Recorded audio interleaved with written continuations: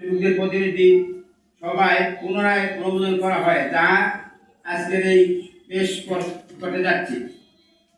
দাবি নাম্বার 1, দেশের সকল সিএনজি ফিলিং স্টেশনে 24 ঘন্টা খোলা রেখে সিএনজি চালিত যানবাহনের জন্য নির্বিচ্ছিন্ন গ্যাস সরবরাহ নিশ্চিত করতে হবে। 2, সিএনজি ফিলিং স্টেশন থেকে অবৈধভাবে সিলিন্ডার বোঝাইকৃত কাভার ভ্যান ও লরিতে গ্যাস সরবরাহ সম্পূর্ণ বন্ধ করতে হবে এবং এই ধরনের কর্মকাণ্ডের সাথে জড়িত ব্যক্তিদের প্রতিষ্ঠানের বিরুদ্ধে কঠোর আইন ব্যবস্থা গ্রহণ করতে হবে।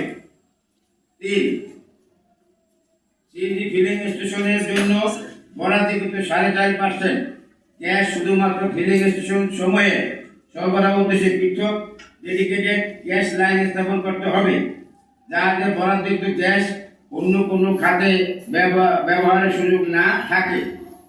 নাম্বার 4, যানবাহনের জন্য বরাদ্দকৃত সিএনজি গ্যাস শুধুমাত্র বৈধ সিএনজি চালিত যানবাহনের সরবরাহ নিশ্চিত করতে হবে।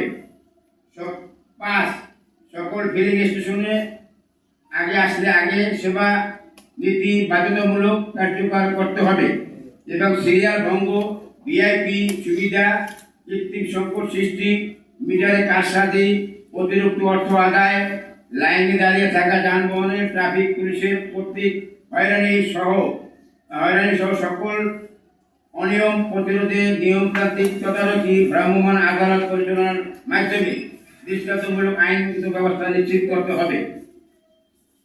উল্লেখিত দাবিসমূহ মেনে নেওয়ার জন্য সরকার ও সংশ্লিষ্ট মন্ত্রণালয় petrol Bangla CNG filling station মালিকদের প্রতি আহ্বান জানাচ্ছি।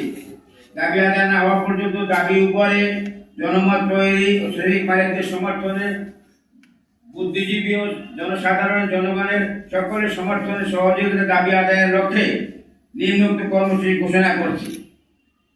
1, আগামী 16/8/2026 তারিখে সকাল 11টায় গোলটেবিল বৈঠক ঢাকা রিপোর্টার্স ইউনিটি। এখানে একটি বিষয় যে